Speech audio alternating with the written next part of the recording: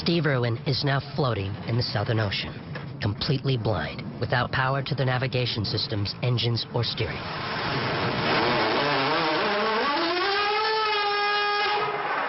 Ship engineer Charles Hutchings primes the engine in an attempt to bring the power back on. Okay, I'll go out in the middle of the night.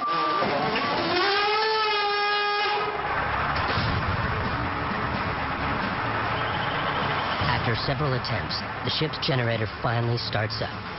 But it will take time until power is restored to the rest of the ship.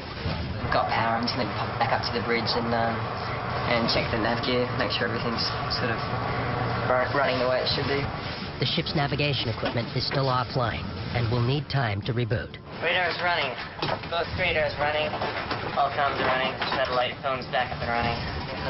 Yep. Good job. Thanks.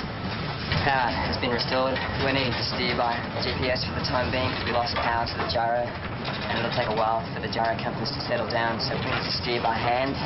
The power outage has affected the Sea Shepherds in more ways than they realize. Just lost them. The crew has lost the Nissin Maru. If they don't get back on the ship's tail soon, the factory ship will get away from them and rejoin the fleet to resume killing whales. Power has been restored to the Steve Irwin, but the Nissin Maru, the flagship vessel of the whaling fleet, has disappeared from radar.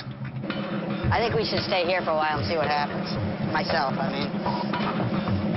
If we're heading where we think the Nissin Maru is. We can't stop every time. We don't know. No, we can't. As dawn breaks, the Sea Shepherd's only option is to head towards the Nissin Maru's last known position. There are 6 ships in the Japanese whaling fleet. The Nissin Maru is the ship that processes the whales once they've been killed and prepares the whale meat for shipping. The Japanese fleet adheres to an international rule that states that no part of any whale killed for research can go to waste. So the whale meat is packaged on board the ship and sold on the open market. Well, I find the Nissin Maru to be the most evil ship on the face of the planet right now. So we call it the cetacean Death Star because it's a symbol of death to the whales. The mothership, the Nissin Maru, is the big processing plant. It's a floating slaughterhouse. What it does is it brings whales on board. They're flensed on the deck, that is cut up, and then there's an entire factory deck where the whale meat is frozen and boxed. It's actually canned and boxed right on the ship and then put onto the supply vessel and sent back to Japan. If you shut down the Nissin Maru, you shut down the fleet. Have you seen it before? No. Only in his dreams. Yeah. Finally, the Sea Shepherds spot the Nissin Maru on radar. That's done. They've been changing their true course to 264. They're trying to move directly opposite of us now. The Nissin Maru is running due north. We're in pursuit, and we are gaining slowly. We definitely have the speed to catch up. It's just a question of time now. Yeah, we're all pretty happy now. They're well under 7.5 miles now. Start keeping a lookout. Should be able to see them anytime soon. The Steve Irwin is faster than the Nissin Maru. They will soon catch up with the enormous flagship vessel. Below deck, the crew checks in on Quartermaster Shannon Mann, who is recovering from an injured pelvis. Give Shannon a death-roll card from all the crew. We've all signed it. I've got a card for you. Wow. 33 things to do when you're a cripple on the Steve Irwin. Look. I think I might have to do a few of these things. You don't want people to go out of their way, but you're really pretty helpless. Like, I needed help getting up and going to the bathroom, and people had to bring me food. Essentially, I couldn't leave the cabin. The purple.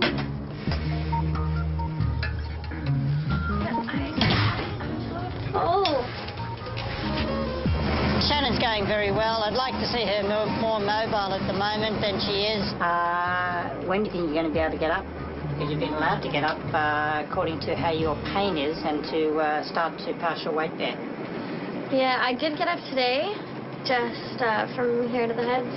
I really had to go to the bathroom, but the floors are dirty, so I put socks over my hands, and and I had socks on my feet, and I like scooted over to the door, opened the door, and then I just like scooted out on my bum into the bathroom, and someone caught me in the middle of the hallway, so I just like stopped, and they're like, look, I'm just sitting on the floor. They're like, you need any help? I'm like, no, I'm fine. In the hallway, like, I was like, oh my. Oh, you're being chased.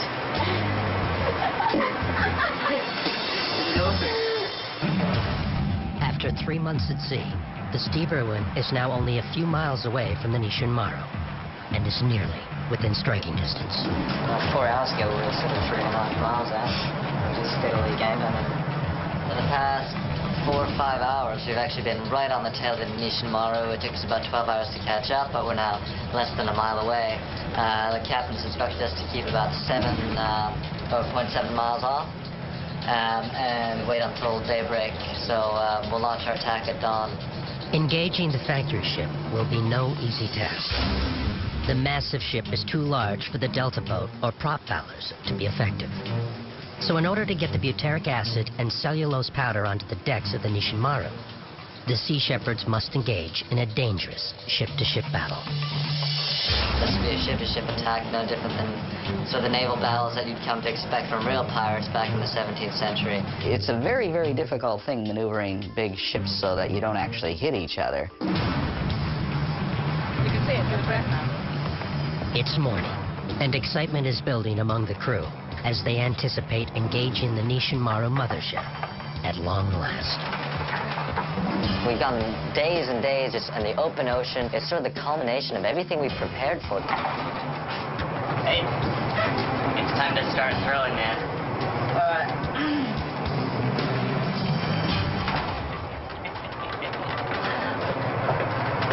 That's a good way to wake people up. Try to scare somebody up, man. This is the calm before the storm, by the way.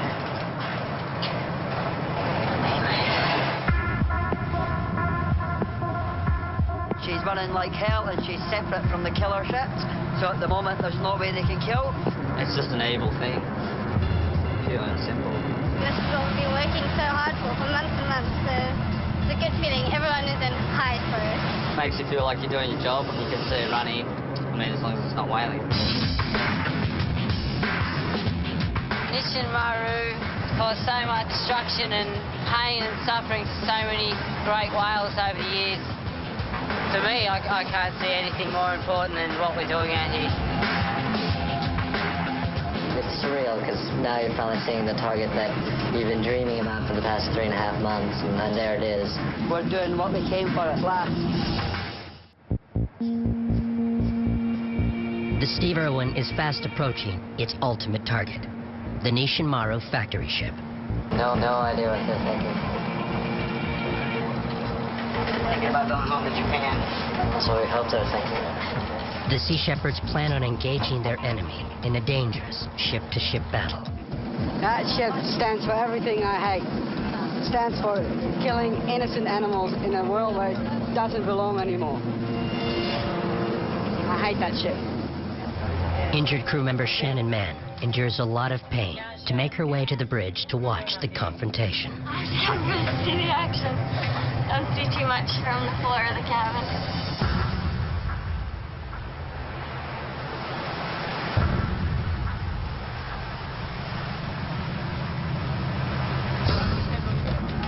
Nissin Maru, this is the Steve Irwin.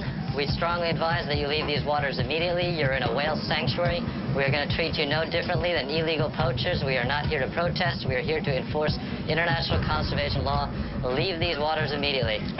The Japanese fleet maintains that they are complying with international regulations that allow for a certain number of whales to be killed for scientific research. But the Sea Shepherds disagree with their interpretation of the law and insist that the Southern Ocean sanctuary waters are protected.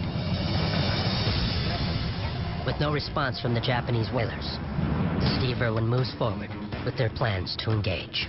I still can't believe that I'm seeing something as grotesque as this ship.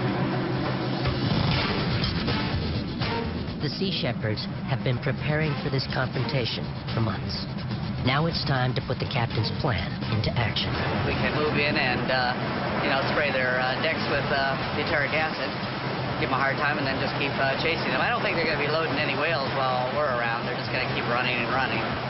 Non-toxic butyric acid will taint the whale meat and prevent the Nissin Maru from processing whales.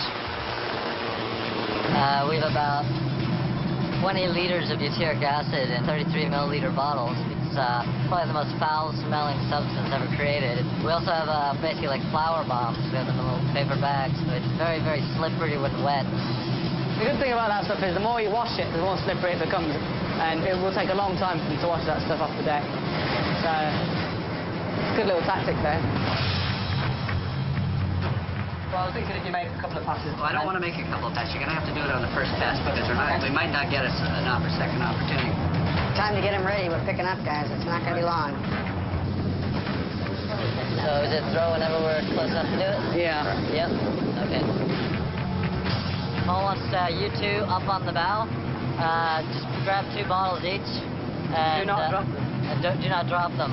We're going up against a tremendous force, and they're 3 times our size, they're 8 times our weight. We're going against the epitome of everything that we really see is wrong with the world. That is the ship that is killing the whales, and we know that we have to do everything we can to shut them down. It all comes down to this one moment.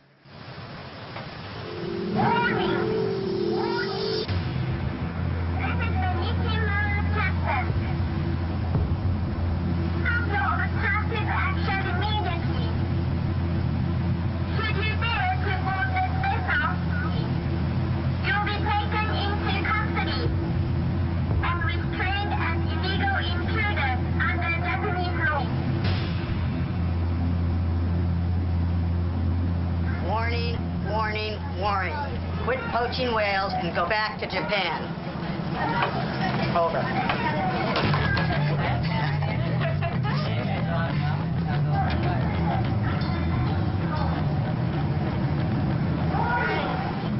Don't hit any people.